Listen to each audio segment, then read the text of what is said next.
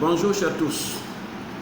Alors, je suis le camarade secrétaire national du mouvement des enseignants et personnels privés de Côte d'Ivoire.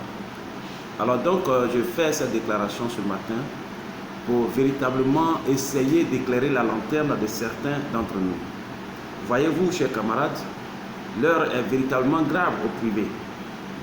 Vous convenez avec moi que depuis les années 90, nous avons subi une crise. Et cette crise-là, ça a été affecté à toutes les entités, que ce soit le public, dans tous les secteurs. Et c'est ce qui a prévalu véritablement la convention de 94.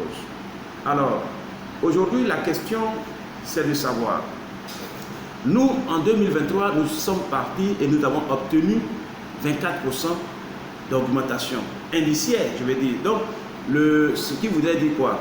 Ça veut dire que nous avons obtenu 24% sur le salaire de base des enseignants personnels privés de Côte d'Ivoire. Mais l'obtention de ces 24% ne veut pas dire que nous avons signé une convention collective. Non. Parce qu'à un moment donné, il était quand même important pour nous de donner un peu de sourire aux enseignants personnels privés de Côte d'Ivoire. Les gens en avaient marre. Depuis 1994, il y a eu 96, 98, 2015. Ces différentes augmentations n'ont même pas porté de fruits. Mais nous le savons. Nous savons bien que la convention de 1994 est basée sur le système de raccrochage. Et donc, je voudrais rassurer les uns et les autres que nous, en tant que syndicat au MEPSIL, qui nous prônons pour un mieux-être des enseignants et personnels privés de Côte d'Ivoire. Et donc, partant de ce fait-là, nous allons batailler pour le décrochage des enseignants et personnels privés de Côte d'Ivoire. Peu importe ce que ça peut porter, mais nous allons faire le combat du décrochage. Soit, pendant le décrochage, on parlera maintenant des différents accords qu'il y a eu. Mais en 2023, il était quand même question, on était paré au plus pressé, puisque les différentes confessions essayaient de se réunir pour augmenter. Donc si nous ne partions pas en négociation pour avoir ces 24%-là, nous serions aujourd'hui là, nous serons toujours au stade statique. Nous l'avons obtenu. C'est appliqué à la convention de 94, ça c'est vrai. Mais retenez que la convention de 94 est le dénominateur du raccrochage. Et donc, comme c'est un salaire de raccroché, nous allons lutter pour que ce salaire-là soit décroché.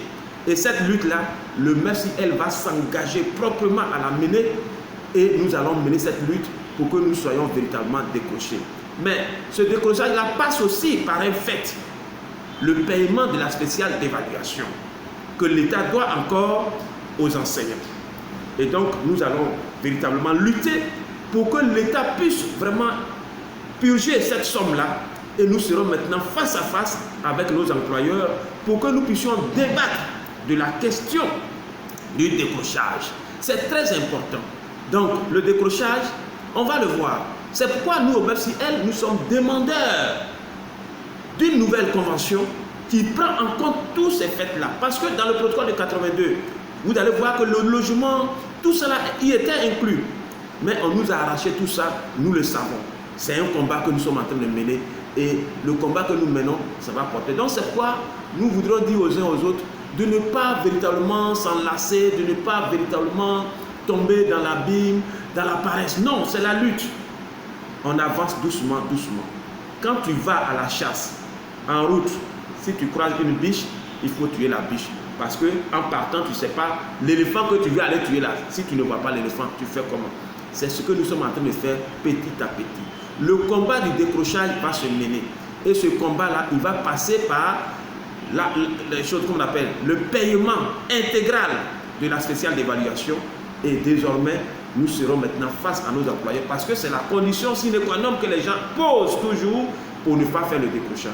Et ce décrochage-là, croyez-moi, nous allons mener ce combat-là. À travers, si l'État finit de payer la spéciale d'évaluation, alors on s'assoit maintenant et on va négocier de façon claire en tenant compte de tous les paramètres actuels. pour que nous puissions avoir un salaire décroché. Donc, chers camarades, c'est pour vous rassurer que nous sommes au travail, nous ne sommes pas là à titre figuratif. Donc, il y a certains qui sont plus pressés que nous, mais nous disons, comme l'a dit quelqu'un, doucement, doucement, car nous sommes pressés. Les 24% nous avons eu.